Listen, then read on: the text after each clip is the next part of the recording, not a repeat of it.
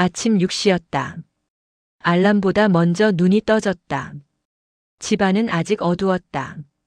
나는 조심스럽게 일어났다. 발소리를 줄이며 부엌으로 갔다. 불을 켰다. 부엌은 늘 그렇듯 아무 일도 없는 얼굴이었다. 밥솥을 열었다. 김이 조금 남아 있었다. 나는 밥을 덜고 국 냄비를 올렸다. 불을 켜는 소리가 괜히 크게 들렸다. 국이 끓기를 기다리며 싱크대 앞에 섰다. 그때 방문이 열렸다. 며느리였다. 나는 고개를 들었다가 다시 숙였다. 아, 일찍 일어나셨네요. 말은 있었지만 눈은 없었다. 그래. 짧게 대답했다. 며느리는 냉장고를 열었다. 문이 오래 열려 있었다. 나는 아무 말도 하지 않았다. 며느리는 요거트를 꺼냈다. 숟가락을 찾다가 서랍을 3개 닫았다. 그 소리에 내 손이 잠시 멈췄다. 죄송해요. 말은 그렇게 했지만 표정은 없었다. 나는 고개를 저었다. 괜찮다. 그 말로 아침은 끝이었다. 식탁에 셋이 앉았다. 아들은 신문을 보고 있었고 며느리는 휴대폰을 보고 있었다. 나는 국을 놓았다. 국 좀 드셔요. 아들에게 한 말이었다. 며느리는 그 말을 듣고 국을 전자레인지에 넣었다. 아무 말도 없이 버튼을 눌렀다. 나는 그 장면을 보며 숟가락을 들었다. 숟가락이 그릇에 부딪혔다. 소리가 났다. 아무도 나를 보지 않았다. 점심 무렵 며느리는 전화를 받았다. 거실이었다. 응. 나 집이야. 나는 부엌에서 그 소리를 들었다. 아니야, 시어머니 계셔도 괜찮아. 그 말이 들렸다. 응, 조용해. 며느리는 웃었다. 나는 수세미를 꼭 쥐었다. 물이 넘치고 있었지만 그대로 두었다. 전화를 끊고 며느리는 밖으로 나갔다. 문이 닫혔다. 집이 갑자기 커진 느낌이 들었다. 저녁이 되었다. 아들은 퇴근에 들어왔다. 엄마, 오늘 하루 어땠어? 늘 하던 질문이었다. 똑같지. 나는 그렇게 말했다. 아들은 고개를 끄덕였다. 요즘 다 그렇지 뭐. 그 말로 대화는 끝이었다. 며느리는 늦게 들어왔다. 다녀왔습니다. 나는 대답하지 않았다. 대답을 안 한 건지, 못한 건지, 나도 잘 몰랐다. 밤이 되었다. 방에 불을 끄고 가만히 앉아 있었다. 문득 이런 생각이 들었다. 내가 없어도 이 집은 잘 돌아가겠구나. 그 생각이 이상하게 서운하지도 않았다. 그게 더 무서웠다. 나는 아무 말도 하지 않았다. 그날 하루 동안 한 번도, 그리고 그 침묵이 이미 선택이었다는 걸 그때는 아직 몰랐다. 아침이 또 왔다. 나는 같은 시간에 눈을 떴다. 몸이 먼저 움직였다. 생각은 늘 뒤에 남았다. 부엌으로 가서 불을 켰다. 어제와 똑같은 불빛이었다. 밥솥을 열었다. 밥은 아직 남아 있었다.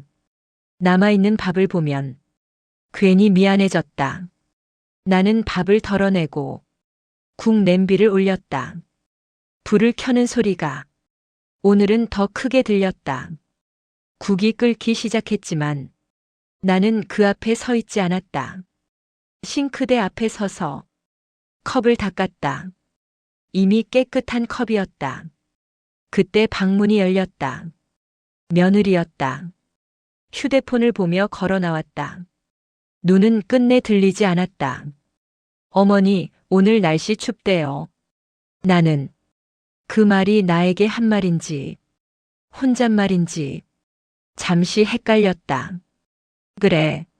나는 짧게 대답했다. 며느리는 냉장고를 열었다. 문은 오래 열려 있었다.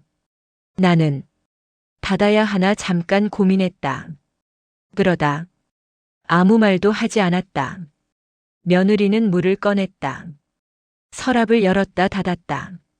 숟가락이 바닥에 떨어졌다. 소리가 컸다. 나는 반사적으로 고개를 들었다. 아, 괜찮아요. 며느리는 그렇게 말하며 숟가락을 주었다. 나는 괜찮다고 말하지 않았다. 이미 내가 괜찮은지 묻는 사람은 아무도 없었기 때문이다. 식탁에 셋이 앉았다. 아들은 신문을 펼쳤고 며느리는 휴대폰 화면을 넘기고 있었다. 나는 국을 내려놓았다. 아들은 고개를 들지 않고 말했다.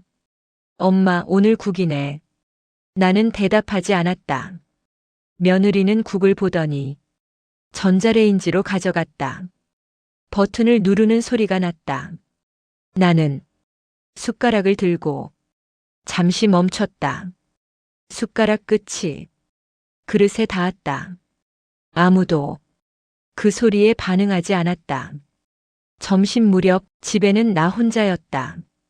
나는 텔레비전을 켜놓고 소리는 끄고 있었다. 사람 말소리가 나오는데 듣고 싶지 않았다. 문이 열리는 소리가 났다. 며느리였다. 어머니 계셨어요? 그 말이 인사처럼 들리지 않았다. 그래. 나는 대답했다. 며느리는 내 쪽을 보지 않은 채 방으로 들어갔다. 문이 닫혔다. 나는 그 문 앞에서 잠깐 멈춰 섰다. 문을 열 이유도 열지 않을 이유도 없었다. 그래서 그 자리를 떠났다. 저녁이 되었다. 아들이 먼저 들어왔다. 엄마, 요즘 무슨 일 있어? 웃으며 묻는 얼굴이었다. 아니다. 나는 바로 말했다. 아들은 고개를 끄덕였다. 그렇지 뭐. 그 말이 이 대화의 끝이라는 걸 나는 알고 있었다. 며느리가 들어왔다. 다녀왔어요. 아들은 바로 말했다. 왔어? 나는 그 자리에 있었지만 아무 말도 하지 않았다. 며느리는 내 쪽을 보지 않았다.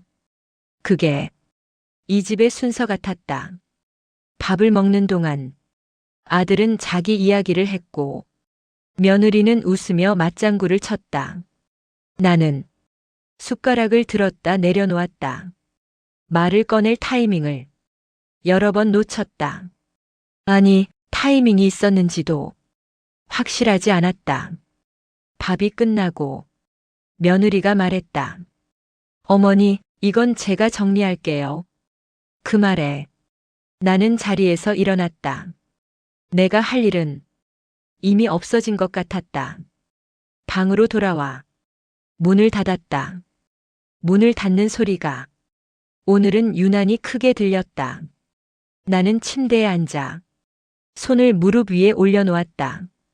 오늘 하루 누군가와 눈을 마주친 적이 있었는지 생각해 보았다. 한 번도 없었다. 그제야 알았다. 나는 말하지 않기로 한 게 아니라 말하지 않아도 되는 사람이 되어가고 있었다는 걸. 그날은 평소와 다르게 아침이 늦었다. 나는 알람을 껐고 한참을 누워 있었다. 부엌에 가니 밥솥이 비어 있었다. 국 냄비도 없었다. 며느리가 먼저 일어난 날이었다. 나는 괜히 싱크대 앞에 섰다. 할 일은 없었지만 가만히 서 있고 싶지 않았다. 잠시 후 아들이 나왔다. 엄마, 오늘 아침 안 하셨어? 나는 고개를 저었다. 며느리가 했더라. 아들은 잠깐 멈췄다. 아, 그래? 그 말에 조금의 망설임이 섞여 있었다. 나는 그 망설임을 놓치지 않았다. 점심 무렵 우편물이 하나 도착했다. 아들 이름이었다. 나는 그대로 식탁 위에 올려두었다. 봉투는 얇았고 열어보지 않아도 무슨 내용인지 알 것 같았다. 며느리가 먼저 봤다. 어머니, 이거요. 나는 봉투를 받았다. 열어볼까? 며느리가 물었다. 나는 잠시 봉투를 보았다. 아니다. 나는 그렇게 말했다. 며느리는 아무 말도 하지 않았다.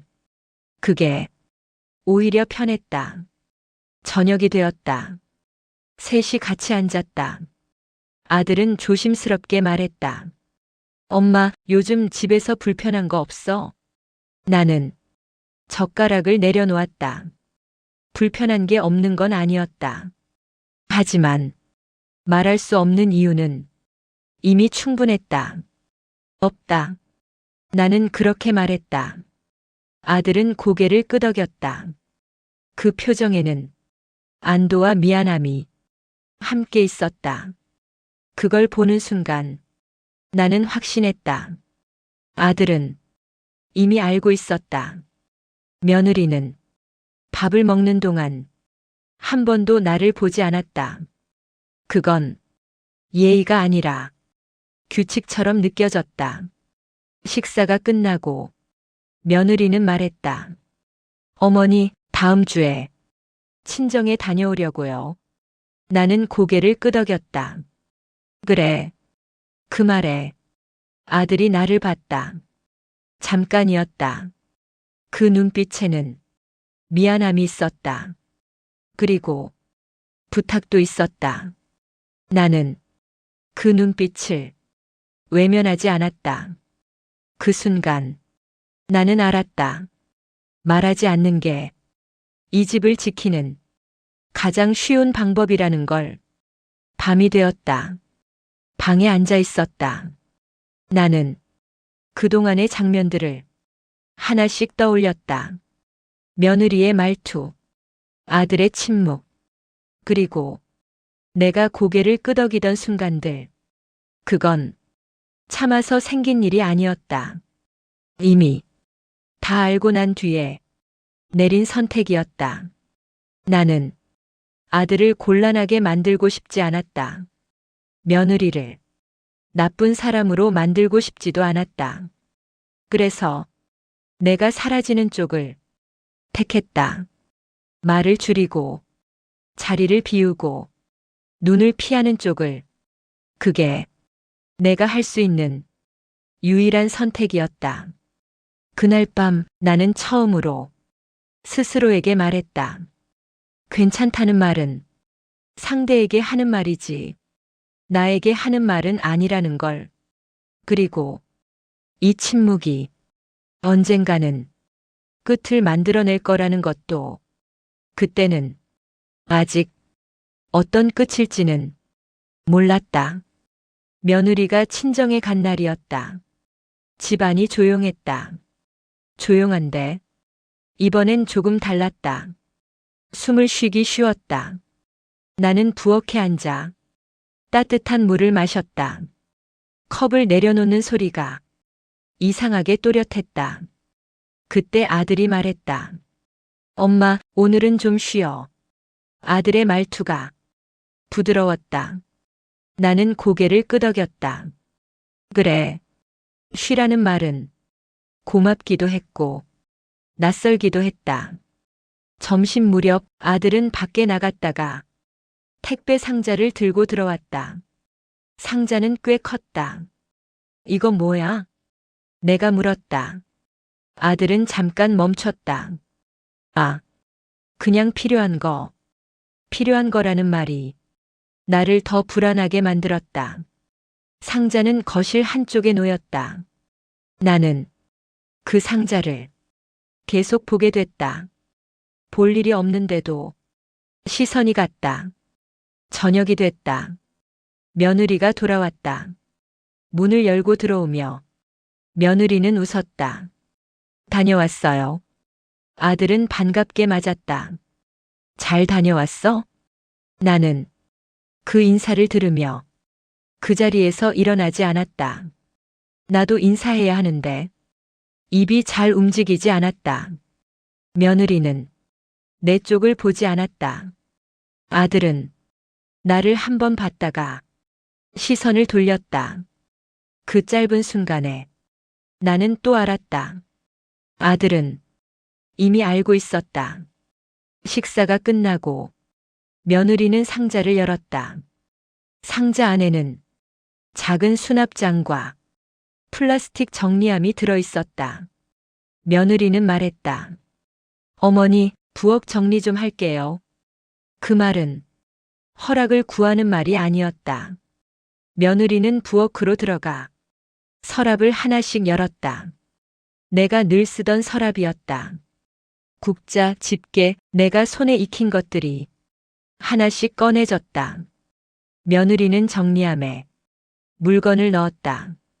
나는 그 모습을 보며 손끝을 꼭 쥐었다. 어머니, 이건 여기 두면 더 편해요. 며느리가 말했다. 나는 대답 대신 고개만 끄덕였다. 편하다는 말이 누구에게 편한 건지 묻고 싶었지만 묻지 않았다. 며느리는 내가 자주 쓰던 의자도 옮겼다. 어머니, 이 의자 흔들려요. 며느리는 웃으며 말했다. 의자는 흔들리지 않았다. 그 의자가 흔들리는 건 내 마음이었다. 나는 의자가 옮겨지는 걸 보며 내 자리도 같이 움직이는 것 같았다. 그날 밤 나는 잠이 오지 않았다. 부엌에서 며느리가 정리한 소리가 계속 들리는 것 같았다. 정리라는 말은 참 좋은 말인데 나는 그 말이 싫어졌다. 정리는 내가 필요 없어졌다는 말 같았다. 나는 방에서 나와 부엌으로 갔다. 불을 켜지 않았다. 어둠 속에서 서랍을 열어봤다. 내가 쓰던 국자가 없었다. 자리에 없었다. 나는 손으로 빈자리를 더듬었다. 그 순간 가슴이 툭 내려앉았다. 이 집에서 내가 사라지는 게 이렇게 조용한 일이었구나. 나는 입술을 깨물었다. 소리가 나지 않게. 그리고 처음으로 분노가 아니라 모욕이 올라왔다. 말로는 못하겠고 몸으로 먼저 올라오는 모욕. 나는 어둠 속에서 혼잣말을 했다. 내가 뭘 그렇게 잘못했나? 대답은 없었다. 그러나 그 질문이 이제는 안에서 멈추지 않았다. 아침이 왔다. 나는 평소보다 늦게 일어났다. 부엌에 가니 정리된 모습이 낯설었다. 서랍은 반듯했고 물건은 가지런했다. 너무 가지런해서 내 손자국이 보이지 않았다. 나는 한참 서서 그 모습을 봤다. 어제 밤의 빈자리가 아직 손끝에 남아 있었다. 아들이 출근 준비를 하며 말했다. 엄마, 오늘 병원 좀 다녀올까? 갑작스러운 말이었다. 나는 고개를 저었다. 괜찮다. 아들은 더 묻지 않았다. 그게 이 집의 방식이었다. 점심 무렵 며느리가 조심스럽게 말했다. 어머니, 혹시 불편하신 거 있으면 말씀 주세요. 말은 조심스러웠다. 나는 그 말을 들으며 며느리의 얼굴을 봤다. 그 얼굴에는 미안함도 있었고 경계도 있었다. 나는 그 얼굴을 오래 보지 않았다. 없다. 나는 그렇게 말했다. 그 말이 거짓은 아니었다. 이미 불편함을 말할 자리는 지나갔기 때문이다. 오후에 나는 옷장을 열었다. 오래 입지 않은 옷들이 앞에 걸려 있었다. 나는 맨 뒤에 있던 옷을 꺼냈다. 아들이 군대 가던 날 입었던 옷이었다. 그 옷을 보니 이상하게 마음이 가벼워졌다. 나는 작은 가방을 꺼냈다. 많은 건 필요 없었다. 해가 질 무렵 아들이 먼저 집에 왔다. 내가 가방을 들고 있는 걸 보고 아들은 멈췄다. 엄마, 어디가? 나는 잠시 아들의 얼굴을 봤다. 그 얼굴에는 놀람과 이미 짐작한 표정이 함께 있었다. 잠깐 나갔다 오마. 나는 그렇게 말했다. 아들은 아무 말도 하지 않았다. 그 침묵 속에 모든 말이 들어 있었다. 며느리가 들어왔다. 상황을 보자마자 며느리는 말했다. 어머니, 제가 뭘 잘못했나요? 그 질문은 생각보다 떨렸다. 나는 그 질문을 바로 받지 않았다. 신발을 신으며 천천히 말했다. 내가 잘못한 건 없다. 며느리는 더 말을 하려다 멈췄다. 다만 이 집에 내 자리가 조금씩 없어졌을 뿐이다. 그 말은 책망이 아니었다. 설명도 아니었다. 그저 사실이었다. 아들은 고개를 숙였다. 그제야 나는 확신했다. 아들은 처음부터 다 알고 있었다. 그래서 아무 말도 하지 않았다는 것도. 나는 아들을 보며 말했다. 너를 편하게 하려고 내가 조용해진 거다. 아들은 입술을 깨물었다. 나는 그 모습에서 답을 봤다. 현관문 앞에서 나는 한 번 뒤를 봤다. 부엌은 여전히 깨끗했다. 너무 깨끗해서 이제는 내가 없어도 될 것 같았다. 문을 열기 전에 나는 마지막으로 말했다. 조용했다고 아무 생각이 없었던 건 아니다. 그 말만 남겼다. 밖으로 나오니 바람이 불었다. 나는 가방 끈을 고쳐 잡았다. 이상하게 웃음이 났다.